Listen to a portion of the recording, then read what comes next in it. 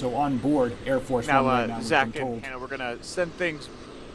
Okay, Sam, thanks so much. We've been told, according to the White House press office, that on board Air Force One right now, in addition to the President and the First Lady, is also Maine Senator Susan Collins, Senator Angus King, and Representative Shelley Pingree. And they have, Zach, a full schedule while they are here today. That they do. We don't know right now if Representative Jared Golden is on board that plane. He was not among the list, so we don't know.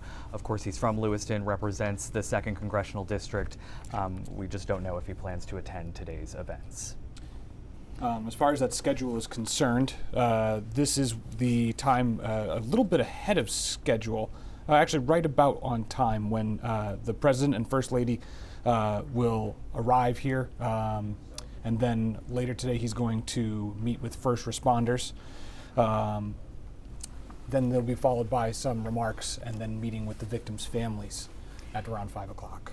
And Governor Janet Mills expecting to join the President and First Lady, meeting them in Lewiston once they get into the Lewiston-Auburn area, where she'll meet with the President and Jill Biden, and be with them for the rest of the evening as they meet with first responders, nurses, people on the front lines of this tragedy in Lewiston, as well as victims' families who are seeking a lot of comfort. And we've heard from some people, maybe not the families themselves, but having the President come to Lewiston feels like this support, that the country is supporting Maine, and it's important for him to be here. And so I think that's also providing some comfort for some people. Yeah, and as we know, the President is known to visit locations after tragedy, meet with those family members, and just help with the grieving process. So definitely the whole community looking forward to meeting with him today, for sure. Absolutely. And it's worth noting he was just here back in July in the Lewiston-Auburn area, meeting with workers at a factory in Auburn, celebrating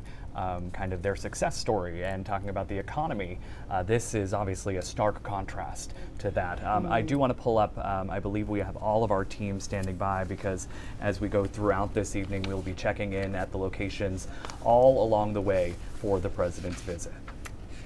Yeah, Zach, I think just as you mentioned earlier, the President's last visit, Don Kerrigan put it perfectly in our new newscast that he was here for kind of a happy celebration. And this is a very stark difference for his return to Maine. But he's kind of been briefed and in the know since the beginning of this entire tragedy here in Lewiston.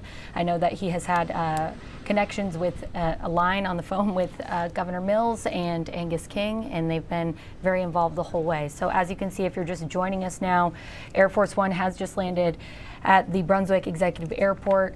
We do have a crew there, and we'll of course be continuing our coverage as the President makes his way through our state today. Logistically, this is going to follow the same path as that last trip in terms of landing in Brunswick.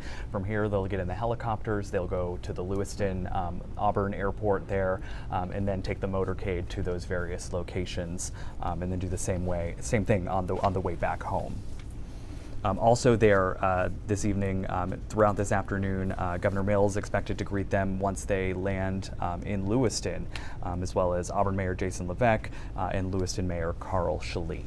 And we did hear from Governor Mills earlier this week about the President coming to visit. She said, "I deeply appreciate President Biden's unwavering support of us in the wake of last week's horrific tragedy. By visiting us in our time of need, the President and First Lady are making clear that the entire nation stands with Lewiston and with Maine, and for that I am profoundly grateful."